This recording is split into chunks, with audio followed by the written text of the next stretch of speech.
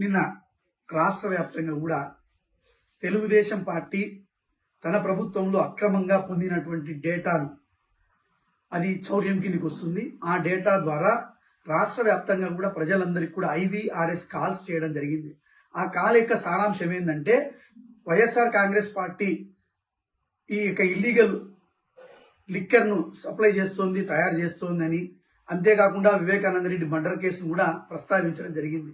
ఈ సందర్భంగా నేను చంద్రబాబు నాయుడుని ఒక్కటే అడుగుతానా, చంద్రబాబు నాయుడు నీకేమైనా పిచ్చి పట్టిందా? నీకు పిచ్చి పడితే పిచ్చి ఆసుపత్రిలో చూపించుకో, అంతేగాని రాష్ట్ర ప్రజలందరినీ కూడా ఎందుకు అయోమయానికి తికమక గురి చేస్తామని చెప్పి నేను అడుగుతా ఉన్నా.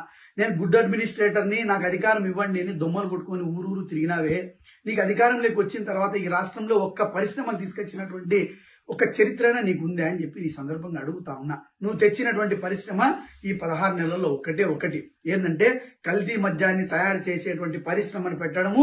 నీ తెలుగుదేశం పార్టీ కార్యకర్తలతో ఊరా కూడా బెల్ట్ షాపులు పెట్టించి ఆ కల్తీ మద్యాన్ని సేవి అమ్ముకునేటట్టుగా చేసి ప్రజల యొక్క ప్రాణాలతో చెలగాటమాడేటువంటి పరిశ్రమ తప్ప నువ్వు సాధించిన పరిశ్రమ ఏందయ్యా నేను ఈ సందర్భంగా అడుగుతా ఉన్నా. ఈ రాష్ట్ర ప్రజలు కర్మ కాకపోతే, చేసుకున్నటువంటి కర్మ కాకపోతే నువ్వు అధికారంలోకి రావడం ఏంది, నువ్వు ఇక డబుల్ బాజీ పనులు చేయడం ఏంది నీ యొక్క నాయకత్వంలో అని చెప్పి నేను ఈ సందర్భంగా అడుగుతా ఉన్నా. మొత్తం నువ్వు అధికారంలోకి వచ్చినప్పటికీ కూడా 24 అవర్స్ డైవర్షన్ పాలిటిక్స్ ఏనా?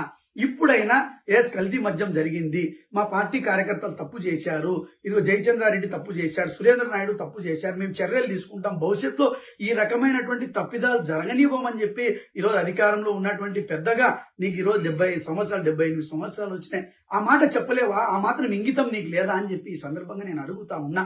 ఇప్పుడు కూడా ఇంకా IVRS కాల్స్ తో ఈరోజు ప్రజలందరినీ కూడా డైవర్షన్ చేస్తానవా? నువ్వు ఎంత డైవర్షన్ చేసినా ఈ రాష్ట్ర ప్రజలందరికీ కూడా అర్థమైపోయింది, కేవలం ధనార్జనే ధ్యేయంగా అధికారంలోకి వచ్చినా మొత్తం మూడ్చుకునేటువంటి కార్యక్రమం చేస్తున్నావు అని చెప్పి రాష్ట్ర ప్రజలందరికీ కూడా అర్థమైంది అని చెప్పి కూడా ఈ సందర్భంగా తెలియజేస్తా ఉన్నా.